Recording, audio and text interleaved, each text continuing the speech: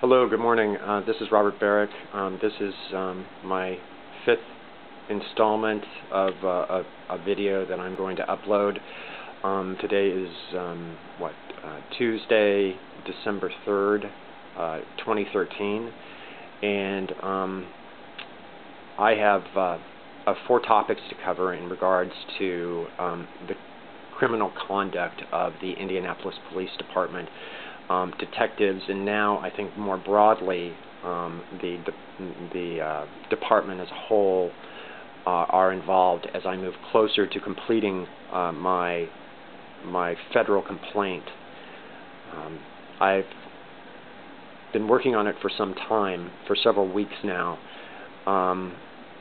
also trying to find a lawyer, but one of the activities of these dirty cops is to interfere with my ability to find representation by smearing me.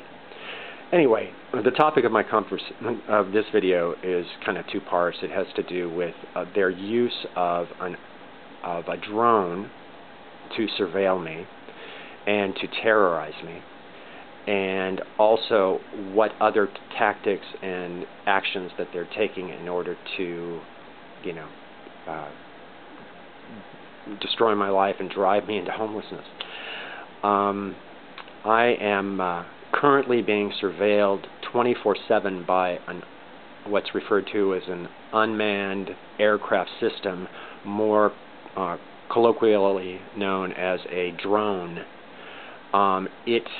Right now, drones are being tested by the Federal Aviation Administration, the FAA, but both private entities and public entities can apply for waivers to use them, and these waivers are widely allowed. And so the police department has this drone which is equipped with several pieces of technology. One is a high-powered telescope / camera, recorder. Another piece is some kind of heat sensor, video perceiver, so they can see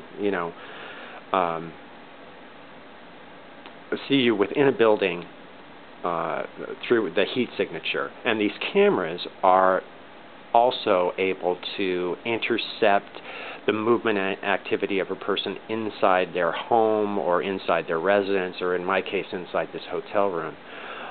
It is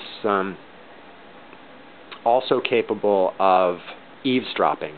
So it has, these high-powered microphones that can intercept conversation.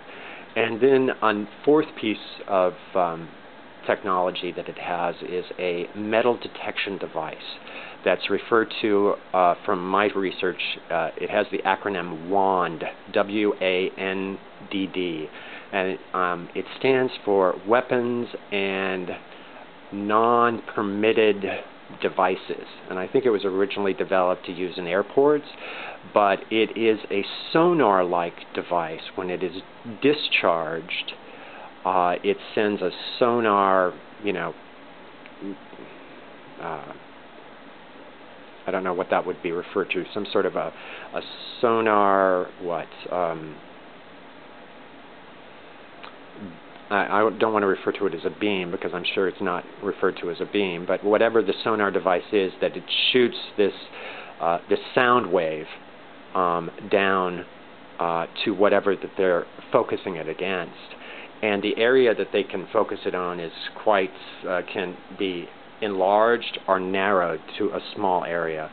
And they have been terrorizing me with this wand, this metal detection device, by frequently and often and regularly discharging it against me on a daily basis in different parts of my body. And they're not doing it to see whether I have some sort of metal contraband, or for any legitimate purpose other than to terrorize me. The feeling of the device is kind of like a wave feeling. If you're in a massage chair and you put it on the wave function, it has that kind of feeling. But as I said, that can be expanded or narrowed to whatever area they're focusing it upon. They're doing this every day, not once, not twice, not 5 times, but 50, 60, 80, 100 times a day against me. These cops are corrupt, they're dirty, and they're doing this maliciously and in retaliation against the federal complaint that I'm preparing against them. They have been persecuting me for months, in Indianapolis for weeks, but this investigation has been going on for over a year. I'm a 52-year-old gay man with bilateral hip replacement surgery. I pose a threat to no one. This is one of the manufactured stories that they're perpetrating and that they use to smear me. As a result of this illegitimate persecution, I needed to stay with my brother, and I now live in a hotel room because these dirty cops have been smearing me with these false accusations. Started with contacting to my sister-in-law, his wife, and poisoning her against me, and then the police and my sister-in-law worked in concert to poison my brother against me.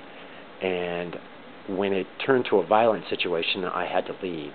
So they had been threatening me the whole time that I was there to be chucked out, to be evicted or expelled or just thrown out into the street. But I did manage to get a job, and so I was able to move into this hotel room. But what's happening now, but what's happening now is, now that I'm in this hotel room, so the first part of what I was talking about, the misuse of the technology, the drone that's being used against me illegally, the FAA has no regulations regarding this. It's still in the testing stages, and it has minimal regulations, and it has no privacy restrictions. These folks are breaking the law. They're ignoring the Constitution. They are abusing their authority as government officials. They are literally criminals with badges. They are despicable and depraved. And the way I know that is not only by their misuse and their terrorism using this high technology against me, but because of their other tactics that they're using against me. They've already turned my family against me and forced me into a hotel room. Now they're focusing on having me discharged from my job. I've only had it a few weeks, less than 2 months, or just over 2 months. And the first day I was poisoned, and my employer started to treat me as some sort of a threat or a criminal, and I've been contending with that ever since. I believe that, I know that they are in regular communication. The name of the company that I'm employed with is Prime Distribution Services. The head executive in the building, his name is Ed, and sort of the upper management of the building is run by Stacy and Ken. And then there are a variety of managerial persons that are working in collusion with these dirty cops to manufacture a pretext to terminate my employment. And in fact, they've gone so far as to actually try and sabotage my work. I work in a warehouse environment, and I audit the food products, mostly food products, that are being shipped out. So I will review the product on a pallet. It's not a 100% check of any kind, but they're sabotaging me in this way. And so I've tried to, maintain records, write notes, send text, use this camera and video to capture support. I can't show that they're sabotaging me, but I can show the elements of how they're sabotaging me, and so I've done so. Anyway, I'm I think that this is the week. They've tried in previous weeks to execute a strategy to terminate me, but I've actually notified the director of the Indianapolis Citizens Complaints Department, and my understanding is that they can't move forward with an investigation or stopping the illegitimate activity of these officers, although I don't know their actual names. I have provided enough information that they could be discovered, but apparently, according to the director of this department, they can't take any action without names. So I'm working towards that as I prepare my complaint to file in federal court. The second activity, they forced me into the hotel and they're trying to get me fired from my job. The other thing is that I'm seeking somewhere else to live. Even though I found the least expensive hotel I could in a decent area, I'm looking for another place to live, so that if I do get fired, maybe I can afford my rent for a little while. And they're focused on preventing that from happening. So they've turned my family against me, got me thrown out. I'm living in a hotel. They're trying to get me fired, and now they're trying to prevent me from finding a more cost-effective place to live. These police are corrupt and depraved and spiteful, and it's retaliation, and they're attempting to prevent me from being able to file my lawsuit. I'm going to be heading out here after this to the IUPUI library to continue the composition and hopefully complete the complaint this week and get it filed. So I want to wrap this up. But these folks they're scumbags. They are scumbags. They are unworthy of respect and beneath contempt. They are criminals, and they want to stop me from ever being able to file the lawsuit. So getting me fired and getting me pushed into homelessness is definitely going to slow down the process. But as I've said in other videos, it will not stop me. I'll sleep in my car if I have to, if weather permitting. I'm going to, whatever I need to do, I will do, but I will not stop. I will file this complaint. I will bring them to court, and I will pursue their criminal activity. They are violating the law. They're violating rights. They feel empowered to completely do whatever they want. Hence, this 50, 60, 80 discharges of this metal detecting device on my person on a daily basis simply to terrorize me. That is the kind of scummy, despicable tactics that these fiends, are participating in.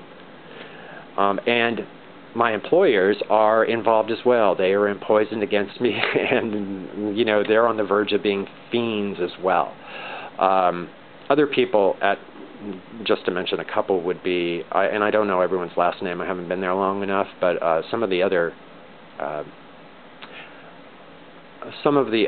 managerial personnel that have been in direct contact with the authorities include a manager named Kenny, Zach, sub-supervisors named Austin, and what is that guy's name? I can't. It's not Terry. There's another sort of sub-supervisors, and then even personnel that I work most closely with, a woman named Alicia, a gentleman named Drew. These are decent people that are towing the company line. They've also been poisoned against me.